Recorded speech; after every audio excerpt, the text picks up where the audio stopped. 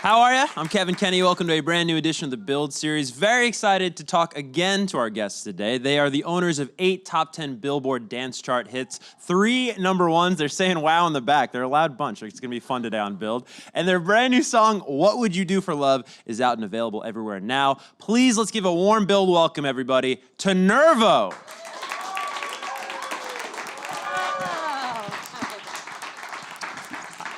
I want to kick this conversation off being very honest. I didn't have my coffee this morning, my normal coffee, so I'm a little slow, but these outfits are waking me up. This is fantastic. Oh, thanks, Dave. It's so cold outside. It's very cold. So we have to wear plastic to keep the body warmth in. And I love it because every time I walk past a workman, he kind of gives me a thumbs up.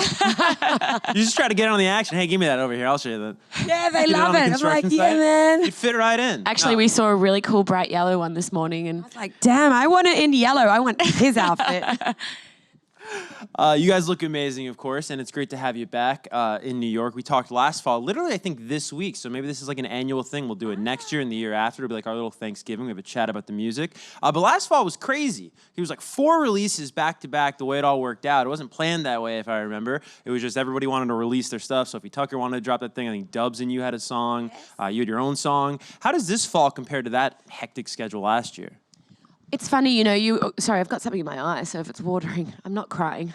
I'm actually very happy. It's emotional. Yeah, but it's funny, you know, you work, we work about 6 months of the year solidly on music. The other 6 months we tour. We still work a little bit on music, but we just finish ideas. Yeah, and you have this big plan that they're all going to be spread out perfectly, you know, a couple months in between. And you release with different labels. So when you release with different labels, it's kind of out of your hands. Yeah. And if you collaborate with other artists, they're with different labels again. And they have their own schedules. So sometimes it just ends up like that. It's like, oh, when it rains, it pours. Yeah. And yeah, so this year we have a lot of space in between our releases, which we're happy about. Yeah. So that's the plan, of course, to do half the year touring, half the year making music. Is that always the reality, though? Does it kind of bleed over into each other at all? It's been our reality since we started touring like crazy. Yeah. Sometimes we'll have a deadline which we really, really need to make, so we'll have to cancel a few gigs and be like, right, this mix has to be delivered. But we try not to get ourselves into that situation too often.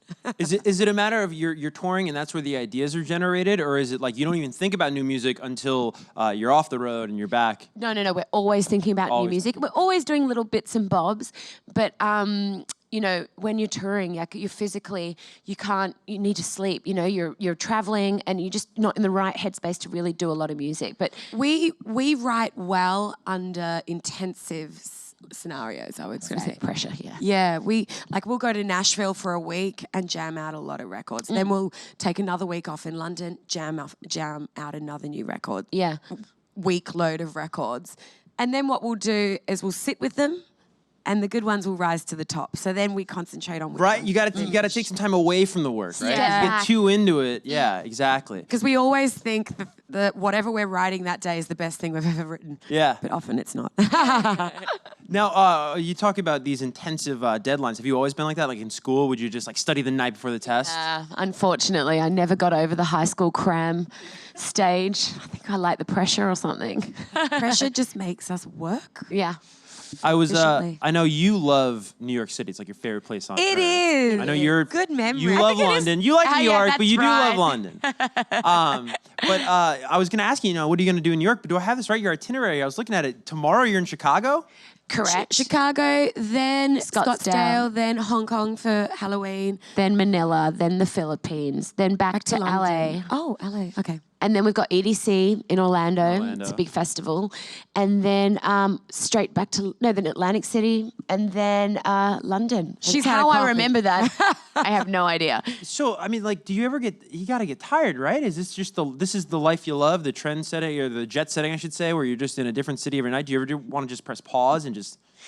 I think we're really good at taking our little breaks when we need them. Yeah. Even if it's just a reset moment where you're going for a bowl of ramen with an old friend. Yeah. You know, we really enjoy being on the road. We've been on the road for so long now that we're just in our flow. We're in our clique. Is it a matter of you just would rather not be doing anything else? Yeah, I think Definitely. We are living our dream. Yeah. As cheesy as it sounds. No, of course. I mean, if you do have spare time, though, what do you, in addition to ramen, what do you like to do in your spare time when you're not doing music? Eat. Yeah, eat, Just cook. eat, sleep, the bare essentials? Like I love to sleep, but yeah, eat. We love to eat, go and meet friends and just eat. We don't really go to clubs on days off, let's say, or it's or times off. Well, it's kind of tough having a social life, right? Because you guys are in clubs every night of the week, and then like if your friends are like on the weekends list, or you're probably working on the weekends, knowing you guys, but like you know, when you have a day off, the last thing you want to do is go out and socialize, probably, right? Yeah, or we'll see good friends, you know, like in a quiet place where we can actually talk. Right. It's really funny, you know. I was talking to my boyfriend because he's got hobbies, and we don't have hobbies. Like music was our hobby, our obsession, and then it turned into a career. And so now, like we don't, you know, do Soul Cycle or don't really have a hobby. We don't play golf or like what do people do? We just literally love to go and eat. we like do a lot of, whenever we're in a new city or any city, we just Google search what has 4.2 or more stars. Yeah. Okay. And then we just look at where we want to go. What the locals eat. Yeah. Well, you know what this is sounding like, guys? This sounds like Nervo needs their own like travel eating show. Yeah, God, we'd be so... Food vlog or something? Yeah, I think it's good. We'd be good at it. We I were, know, this would be yeah, great. yeah. You know, I think it's good because when we're on the road, we just, I don't know what happens, but we lose weight when we're touring because I think you always prioritize sleep over food or relaxing food times. So then when we get off the road, and definitely in our studio days, it revolves around food. So I don't know about a TV show for food. Might change the whole look of Nervo. Let's get to the music. I mean, I love the takeaway that you guys do love to eat. I think that's the fans know that by now. But this song, "What Would You Do for Love," came out, I believe, maybe June, a couple months ago, and there's been a bunch of remixes since. Yep. But that's a great question to ask. What would you do for love? And we were just coming off this conversation we're having about how busy you guys are. So how does love play into this? Do you even have time for? I mean, you just said you had a boyfriend, Yes. but do you have time for love? Like, how does that factor in? Of course. You do have time. Okay. We make time for love. All right. I think when it's the right love, mind you. Yeah. I think we're so lucky we have really understanding boyfriends. Yeah. So, and they love our life. You know, they come on the road, they see a cool place, we go and eat something nice. Sweet gig, yeah. Yeah, so we're in good places. But, you know, what wouldn't you do for love? That's the question, hey? Right. Hey, it reminds me of that Meatloaf song. Remember that Meatloaf song? Yeah. You would do anything for love except for that? Do anything. But I won't do that. And what does that mean? Well, I wanted to ask you guys because now you have this sort of like tangential experience in the idea of what would you do for love. What do you think Meatloaf was talking about there? Any theories? Oh, this record. That No. I'm saying Meatloaf, with what your was- experience in this with this record, now you guys are experts in the topic. What do you think Meatloaf was talking about back? I have no idea what Meatloaf was talking about. We No always... theories, guys? Come on. Come on. But I thought you guys were cops. I saw the But I video. won't do that. What, like, Anal sex? no. That's what I always joked. Didn't I joke with you about that? Don't know. But I won't do that. When did you? That song's like 30 years old. Were you like 10 years old? Totally. Joking about that? No, It always would come on in supermarkets, don't you think? I think so. Yeah. That is a supermarket song. You're a big looking at me with like weird, crazy eyes. I'm sorry. You've offended someone, maybe. We played the music video for the fans in the studio before, and you guys are cops in this video. Yes. Who came up with the idea for this? I think I did, actually. Yeah, we wanted to do we wanted to shoot in the desert. We were in LA. We've worked with this director a bunch of times. I think he's done like 11 videos for us. He's a good friend. Did you do the Dubs video? Because that was like a very low-key video. You No, guys he kinda- didn't. The Okay. Dubs Didn't do video that came one. from the Dubs team. Gotcha. That was a great experience as well. Just a party, right? Just like was. hanging out in like a house. We literally went to the house those guys were renting in LA and We didn't even know we were going to shoot a video, like a No. proper video. yeah. We just thought, let's hang get fun out. content. Yeah. But with this particular video, we had, I think, 6 hours off. We drove out to the desert, and it was pretty easy. It was a quick one. We tried to look like Beyonce because there is this video, you know, that one where, oh my God, that great video, but she's dressed as a If cop. I were a boy. If I were a boy, Yeah. great memory. And so I sent him a reference shot of Beyonce, and I think he wanted us to look like Catwoman or something at one point, but no, like superheroes. Yeah. Like, it went from a superhero, and I was like, no, let's try and do the cop thing.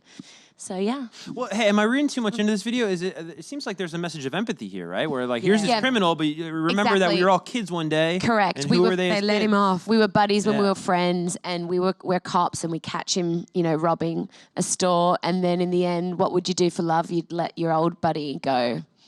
Right. Yeah. What was in his bag? Money. We took his money, He though. robbed somewhere, a bank or... We Did you let the robber money. go? We let him go. Like the worst cops ever. old times. We returned the money to the place that he stole it from. Donated it back. Yeah. He did a free gig at whatever the bank was. Yeah, right. No, it is a great video, and so many remixes. Do you guys have a favorite remix that has come out? Like, I always think that's interesting because you guys are DJs. Like, I know when a pop singer, they have these DJs remix it, it's one thing, but like, you guys must be like overly critical, no? It's funny with remixes because we always, we love remixes, and we came also from remixes. Yeah. We wrote other records, but we'd also remix other people's records. But with this particular record, we've been playing our version. And we've been playing the Sediv. There's this new guy. He's Eastern European. I think he's from... Where's he from, Mim? I actually don't know, sorry. God, that's going to be really bad, but he's a legendary producer. His name's Sediv, and we play his mix as well. We've mashed it with something else. Nice. But it's great because it means if you get a bunch of remixes, then you can keep Use picking different drops. different ones for like different times, so you can play the record in your set for like a year and people aren't going to get bored, hopefully. Yeah. It begs the question, the name of the song. What have you guys done for love? What's like the craziest thing you've done to confess your love, to make a relationship work? I've moved countries. For a guy? Yeah, I've left my twin sister. She left me. Can How you dare believe she? it? How Yeah. dare she? We were still on Skype, I think, for 8 hours a day. Yeah, we were. So that was pretty big for love, I guess. Yeah, that's huge. I moved countries as well. Yeah. Wow. But then we broke up and I moved back. Yeah. That's like the move, huh? Moving countries? That's pretty big, don't you Yeah. think? I mean, well, yeah. How far were these countries apart? Well, it was New York and London, And so I it was wasn't in too London, bad.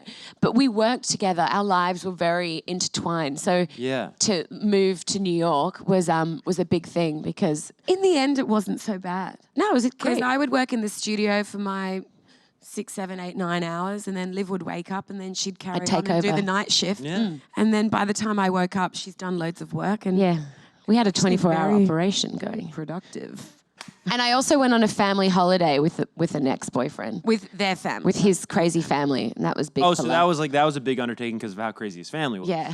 What was it? Where'd you guys Crazy go? We did a car ride 5 people in a 5-seater. around Sicily, and everybody was fighting with everybody. When you guys date people, do their families, do they understand what you do? Yes, yes, What, you yes. date artists or something where they have like maybe a No. I feel like We don't date. Your guy's an artist, Yeah, but he's not a musician or a but he's music artist. he's in our world, so He's he in understands. entertainment. Yeah. Okay. Whereas my guy's a normal guy who sells honey, so he has. He's a farmer, pretty much. yeah. So he has no idea about music. you've never had to like explain like, well, yeah, I'm like this like really successful DJ, like no. No. He just likes the free drinks at the clubs. Yeah, and then you get the honey. I get the does. honey. That's the trade-off. Bucket That's the load. trade-off. Yep. Yeah. You guys have been doing these like speeches, or not speeches, but these talks at colleges, which are really cool. We Is have. this a recent development? It's so cool, we're in Nashville writing this song, actually, and Belmont University asked us to give a speech. Yeah, do a quick Q&A. Yeah, because it was a music class, right? A music school. And we loved it. We had such a great time. These students just reminded us so much of ourselves. And it was just a great time. So then we did the same thing, more or less, at UCLA last week. Yeah, and Oxford Uni have hit us up, so in England, so we're going to go do a speech there. That is major. Yeah. Yeah. It's just amazing, like what kids, it's very different to our time. We didn't go to university. So these kids are all, like, I feel like nowadays it's better for kids because if they want to pursue music, especially in a modern sense, not like a classical way, which is what we learned. Yeah, we did do music, Classical. university music. At There high wasn't school. any modern kind of like we way. couldn't study digital music. Yeah. Right.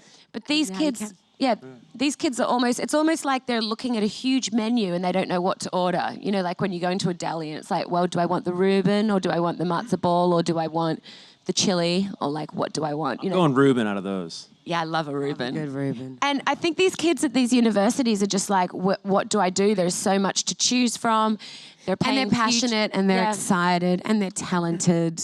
And they're a bit scared. And they've taken risks. They've moved to different cities. Yeah. It's been a great experience. Yeah. Well, you guys have such a unique and important perspective as really the leaders in terms of female DJs, and you're speaking to female empowerment in a lot of these talks you're giving, and just your experience as female DJs in the world of EDM. Yeah. Yeah, and our career has changed a lot within the music biz. You know, we used to work full-time behind the scenes and working with more record labels, never press or this kind of stuff. Then we became Nervo. Then, we had a bit of success as songwriters for other artists, which then we were given a record deal, so we became Nervo. And I would say the last 7-8 years, we've been focused heavily on Nervo, haven't we? Yeah. Just because we haven't had time to write for many other artists. Yeah. And so it's been interesting to change within this business, be from behind the scenes to in front of the scenes, and who knows, we might go back under later on. Who knows? Behind the scenes, yeah. When our face starts to drop off our face. Yeah. And it's like, we shouldn't be Well, doing with those these braids, things. that ain't happening. I should pull it back a bit more. But but the girl thing is interesting because in our scene, definitely there are like hardly any girls. More now. Yeah. When we spoke to you a year ago, it was even different. Like I feel like in a year, you're seeing these female DJ artists, producers popping up more and more, and it's great. I mean, did you guys have female role models?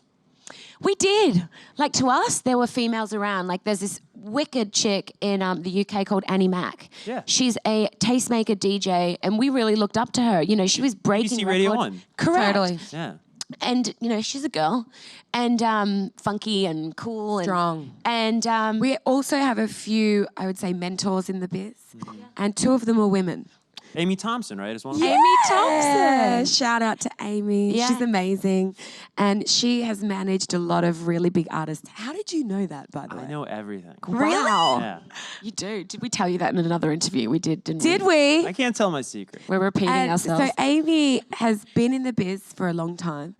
Also, not really changed her career, but changed her career in the ways that she now manages Snake. She manages the Swedish House Mafia, put them together. She managed Florence and the Machine, the Gorillas, so many. Mike Snow. Yeah, So incredible. she's worked with like electronic artists and then more poppy artists, and she's run her own management company, her own agency. She's a strong boss, babe. And every time, it only happens about once a year, maybe, where we call her and We're in a funk. Yeah, We're we like, really "Amy." ask her about what do you think we should do? Should we go with this label or that label, or what do you think? And she just gives us her honest words. You guys had something interesting to say when you were at UCLA recently about how to be a great DJ, you don't necessarily have to make music. And of course, that's true, but it struck me because, you know, you think of DJs as artists sometimes, and artists, of course, make music. So what is the mark of a great DJ to you guys? Look, there's no rules. That's the beauty and pain about this business because there are great DJs that don't make music, and power to them. They play wicked sets. And then we reached this stage about 7 years ago where DJs did make their music and really stamped out their sound, and that became the hype. So then now we're seeing this wave of DJs who pretend to make their music, which is just as annoying. It's like, I think everyone should just be honest about what they do or what they don't do and own it. And so I don't think you have to make music to be a DJ. No. But for us, it helped our making of dance music to be DJing a lot. It was our story. It was yeah, definitely our story. But, you know, it doesn't need to be someone Many else's ways story. Yeah. Skin the cat? Skin a rabbit. Skin a rabbit? What's that saying? No animals were skinned in the making of the Build interview. I talked about the theme of empathy. That's like the impression I got from the music video before. Do you feel more so than other genres of music as a DJ, to be a good DJ, you have to be empathetic, you have to be able to understand what these people you're playing to, what they want to hear, what they want to feel? Because I feel like, just to wrap this up, I feel like maybe if you're, you're a rock star, you're a rapper, you're telling your story. Not to say you guys aren't telling your story, but I think you guys maybe more are responding and feeling the crowd more so than what another genre might. Is there any truth to that? I think it depends on the music that you play and you connect with. Our music, we love euphoric dance music that takes you to another place. And we love upbeat fun as well. Yeah. But you're right. But the skill of a DJ, I guess, really is to read a crowd. So yes, you have to. It's a tennis match, there is you can't, an emo crowd, you couldn't really play happy music. Yeah. Because they want to emo out, Well, also you guys are calling audibles out there on many nights, right? If the set list isn't going well, a rock band's not going to really change up the set list. They're going to go in with a plan. So I feel like yours is maybe a bit more fluid this set. Yeah. I did want to ask you guys about two things really quick before we turn it over to the fans. Two interesting things you said recently in an interview. You were looking back, and if you could give your younger self advice, I believe you said you would stress less. Stress less. And I thought that was interesting, though, because it's kind of like a double-sided sword. That's the skin in the cat, double-sided sword. Okay. Because do you look back and you go, you guys are so successful, you're the highest-paid female DJs in the world.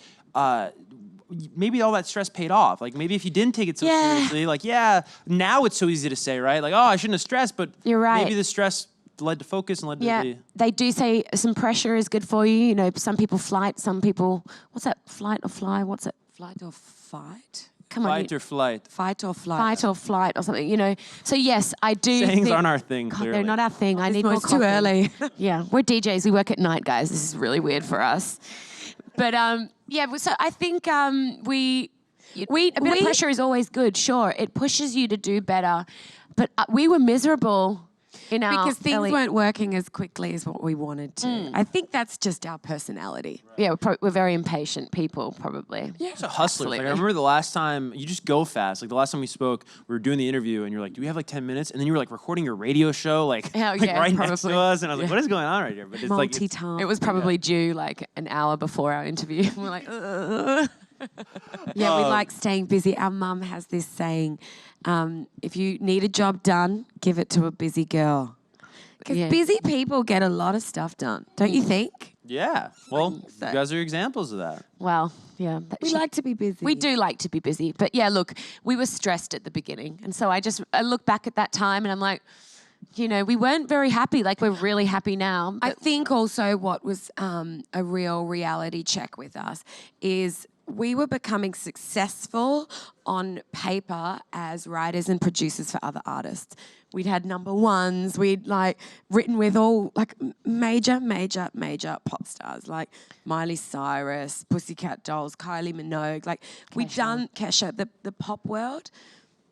But reality was that the royalties, the industry had changed so dramatically, so quickly, that the royalty checks weren't paying our rent. Or they were coming in so late, so we were waitressing. It was a tricky time. We were the struggling musician story. Yeah. Really. So we had to switch our mind up and be like, if we want to write music for a living and still do this, we need to change the way we work So we went through a career change. Yeah. I think these days lots of people go through career changes.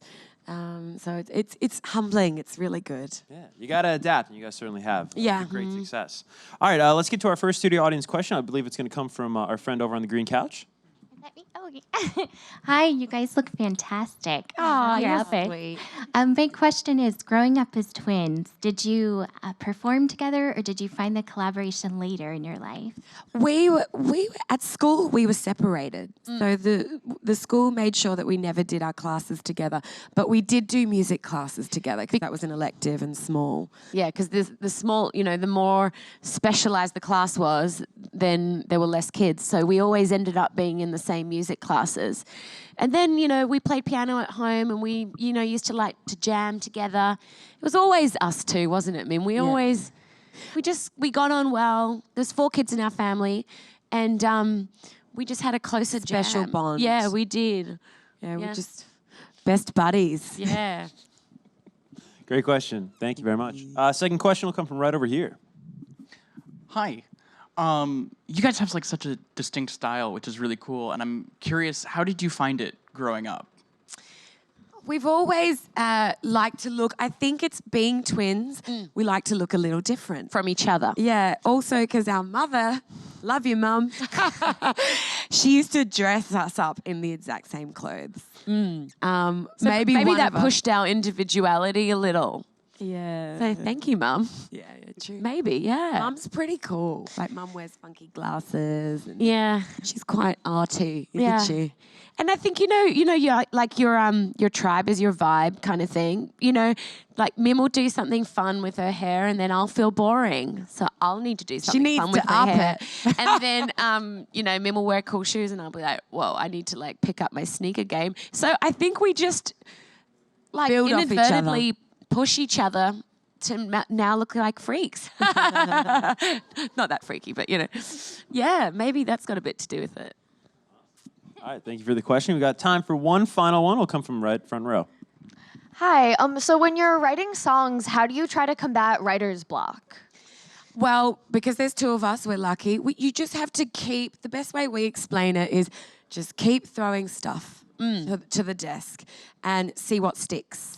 Often you'll have a lot of ideas. Liv and I we creatively argue quite a lot. Yeah, we have our biggest arguments in the studio. Yeah. And then when we both love it, we put it down. I think having an extra person to bounce off is key. Yeah, because also some days you might just have a second guessing day where you're Yeah. not liking what you're doing. And when we work separately, we're definitely less productive. Totally. It takes us triple the amount of time to work. Yeah, we're faster together. Even if only one of us is controlling the computer at the time, because that's all you can do. The other one's There's one's in behind. the background kind of listening and going, no, you're going off piece here. Yeah. Go back. It helps. Keeps it fresh. Awesome questions. Nervo, we're unfortunately out of time. Thank you so much for Thank stopping you. by. Thank This you was so great. much. And Thanks, again, guys. I was going to plug the single, but what's coming up? All We those have a shows, are they new sold record. out? We have another record coming soon. Okay. We love it. We love it. It's called Emotional. Emotional. Yeah, and it's well, about- you began this talk crying. I did. Remember? Yeah, which I... You got a little teary yeah. Was that a subtle plug at the top? Yeah. What's emotional about, really quick? It's about a girl, like we all do. We get emotional when we're in relationships, and it's just like saying to the guy, I'm sorry, but I'm not sorry that I'm emotional. It's because I really care about you. Nice. When can we expect that? November 16th. Oh, we have a date. We Yay! do. There we go. That's right. Have a It's around, date. it's around that time anyway. Very, very cool. All right, November Thank you. 16th. I'm going to get emotional with you guys. Yeah. All right, one more time, guys, for Nervo. Thank you, guys.